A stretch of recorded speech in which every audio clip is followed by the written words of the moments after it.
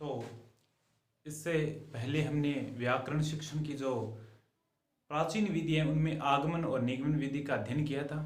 अब बाकी बच गई है जो व्याकरण शिक्षण की प्राचीन विधियां, उनमें देखिए कौन कौन सी है। अभी तक हमने व्याकरण शिक्षण की प्राचीन विधियों में सूत्र विधि, परायण विधि, व्याकरण अनुवाद, व्याख्या विधि, आगमन और निगमन यहाँ तक हम अध्ययन कर चुके हैं पिछले सभी पार्टों में।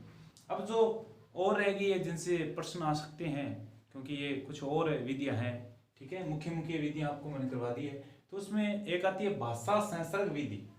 भाषा संसर्ग विधि से प्रश्न आएगा। भाषा संसर्ग विधि का दूसरा नाम है अव्याकृति। इसमें संस्कृत शिक्षण के साथ सहैव साथ में व्याकरण शिक्षण। कहने का तात्पर्य है नाम इसका भाषा संसर्ग है। नाम इसका क्या है? भाषा संसर्ग है।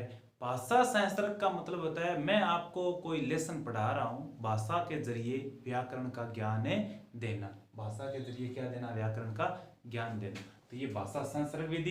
दूसरा नाम हो जाएगा अव्याकृति विधि। ठीक है जी। इसमें संस्कृत शिक्षण के साथ व्याकरण शिक्षण दिया जाता है। इसके बाद में आती है अर्थावबोध विधि। अर्थावबोध विधि, इसको विधि का अपर नाम यानी दूसरा नाम है वाद विवाद विधि, खंडन मंडन विधि। यहां से प्रश्न आ सकता है वाद विवाद विधि अपरम नाम किम, या अर्थावबोध विधि अपरम नाम किम। अर्थ अवबोध यानी अर्थावबोध विधि का दूसरा नाम वाद विवाद विधि या खंडन मंडन विधि है। अगर इनमें से कोई पूछे दूसरा नाम तो अर्थावबोध विधि हो जाएगा। इसके बाद में अन्वय व्यतिरेक विधि। अन्वय व्यतिरेक का मतलब क्या होता है? जब आपको कोई चीज बताई जा रही है तो उसका जब श्लोक आ गया, उसका जब अन्वय करते हैं तो उसके अंदर कुछ शब्द ऐसे होते हैं जिनमें प्रत्ययों का प्रयोग होता है। तो हमने उसकी मूल प्रकृति और प्रत्ययों को अलग अलग करके आपको बता दिया, तो वो हो गई अन्वय व्यतिरेक विधि। इसके प्रवर्तक कौन है? पतंजलि। तो अन्वय व्यतिरेक विधि के प्रवर्तक कौन है? पतंजलि। अन्वय का मतलब प्रकृति होती है, व्यतिरेक का मतलब उसमें अगर कहीं पे प्रत्यय, संधि इनका प्रयोग हुआ है तो व्याकरण का प्रयोग हुआ है, तो उसके माध्यम से हमने आपको बताया। तो देखिए हमने आगमन और निगमन के बाद में इन सभी विधियों का अध्ययन किया। व्याकरण शिक्षण की जितनी भी प्राचीन विधि है उन सभी का अध्ययन हमने कर लिया है। भाषा संसर्ग विधि अव्याकृति, इसमें संस्कृत शिक्षण के साथ भाषा व्याकरण शिक्षण दिया जाता है। अर्थावबोध विधि, इसे वाद विवाद विधि भी कहते हैं और खंडन मंडन भी कहते हैं। अन्वय व्यतिरेक विधि, इसमें आपको पता है प्रवर्तक पतंजलि है। अन्वय में होता है प्रकृति और व्यतिरेक में प्रत्यय। इसमें तो ग्रामर का साथ साथ में आपको ज्ञान दिया जाता है। जब कोई श्लोक पढ़ाते हैं उसमें प्रत्यय हो, संधि हो, इस प्रकार से। प्रश्न ये मैंने आपको पहले भी 2 बार रिपीट किया, पिछले वीडियो में भी। व्याकरण शिक्षण की प्राचीन सर्वश्रेष्ठ विधि पूछे तो आगमन, और व्याकरण शिक्षण की श्रेष्ठ विधि पूछे तो आगमन और निगमन। अब हम अध्ययन करेंगे व्याकरण शिक्षण की जितनी भी नवीन विधियां हैं। नवीन विधियों के अंतर्गत कौन कौन सी विधियां आती है? जैसे पाठ्य पुस्तक विधि होगी, आगमन और निगमन विधि होगी, हयूरिस्ट विधि होगी। इन विधियों का हम अध्ययन करेंगे। तो एक बार आप इनका भी स्क्रीनशॉट ले लो। हमारी व्याकरण शिक्षण की प्राचीन विधियां हैं वो अब कंप्लीट होती है। अब हम करेंगे व्याकरण शिक्षण की नवीन विधियां। उनमें से हमको मुख्य रूप से 4 या 5 विधियों का अध्ययन करना है। तो चलो करते हैं। एक बार आप इसका स्क्रीनशॉट ले लीजिए।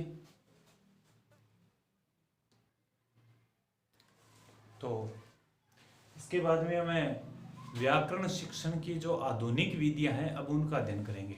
तो इस एक वीडियो में वो व्याकरण शिक्षण की सारी आधुनिक विधियां हैं। देखिए व्याकरण शिक्षण की जो परंपरागत विधियों की हमने बात कर ली इससे पहले। आधुनिक विधियां या नवीन विधियां, तो क्या होता है? आधुनिक विधियां कौन कौन सी होती है? तो सीधा सा प्रश्न ये पूछेंगे, निम्न में से व्याकरण शिक्षण की आधुनिक या नवीन विधि नहीं है। तो देखिए ये जो मुख्य विधि है वो हमें याद रखनी है। आगमन निगमन, ठीक है, ये होगी। पाठ्य पुस्तक, समवाय, संयोग या संयुक्त, तीनों एक ही है।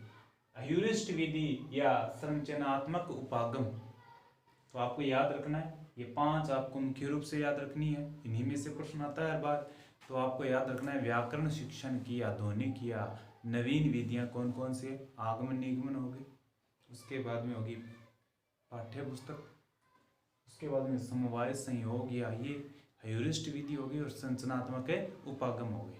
तो इनके बारे में चर्चा करें। छोटी छोटी विधियां बिल्कुल भी। देखिए सबसे इंपॉर्टेंट आगमन निगमन। एक बात है, ये आगमन और निगमन दोनों का मेल है। इसका मतलब ये उदाहरण से नियम की तरफ भी चलती है और नियम से उदाहरण की तरफ भी चलती है। तो आगमन निगमन ये है, बस वही सेम चीजें रहेगी जो आगमन और निगमन में रहती है। फर्क इतना है कि ये आगमन निगमन संयुक्त रूप से, इसलिए व्याकरण शिक्षण की क्या सबसे श्रेष्ठ विधि है। ठीक है जी। दूसरी विधि है पाठ्य पुस्तक। पाठ्य पुस्तकों के माध्यम से व्याकरण का ज्ञान, ठीक है, इसमें जो केंद्र होता है वो पाठ्य पुस्तक होती है, ठीक है जी। तीसरी है ह्यूरिस्ट विधि। इससे पहले हम समवाय, संयोग या संयुक्त विधि की बात करें तो गद्य पद्य में पढ़ाते समय जब हमें कोई भी पाठ पढ़ाते हैं उसके अंदर से मतलब कोई नाटक हो, चाहे कोई गद्य हो, चाहे कोई पद्य हो, मतलब सभी के अंदर से हम अगर व्याकरण का थोड़ा थोड़ा ज्ञान देते हैं तो उसमें समवाय, संयोग, संयुक्त विधि होती है, इकट्ठी होती है। ह्यूरिस्ट विधि, ह्यूरिस्ट विधि के जो प्रवर्तक हैं वो मोस्ट इंपोर्टेंट प्रश्न है जी। ह्यूरिस्ट विधि के जो प्रवर्तक हैं वो है जी प्रोफेसर H.E. आर्मस्ट्रांग। ये आपको याद रखना है, ये प्रश्न मोस्ट इंपोर्टेंट है। Professor H.E. आर्मस्ट्रांग ह्यूरिस्ट विधि के प्रवर्तक है। क्या होता है ह्यूरिस्ट विधि में? ह्यूरिस्ट विधि मुख्यतः ये विज्ञान शिक्षण की विधियों में शामिल होती है। ह्यूरिस्ट विधि मुख्यतः विज्ञान शिक्षण की जो विधि आती है उनमें शामिल होती है, ठीक है। तो ये आपको याद, इसी में व्याकरण का ज्ञान दिया जाता है। और लास्ट में आती है संरचनात्मक उपागम विधि। संरचनात्मक उपागम का मतलब होता है एक वाक्य है, वो वाक्य, उस वाक्य छोटा वाक्य, एक छोटा वाक्य, उसमें से कुछ शब्दों के बारे में व्याकरण का ज्ञान देना, पूरा पद्यांश गद्यांश नहीं, एक वाक्य के माध्यम से, वो संरचनात्मक उपागम है।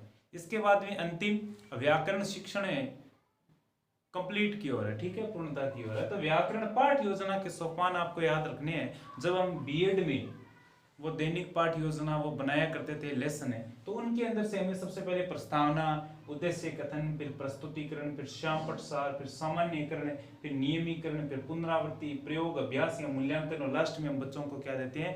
गृह कार्य देते हैं। तो ये जो 9 लिखे हैं मैंने व्याकरण पाठ योजना के सोपान, ये आपको याद करनी है। इनका क्रम पेपर में पूछा जाता है, क्रम।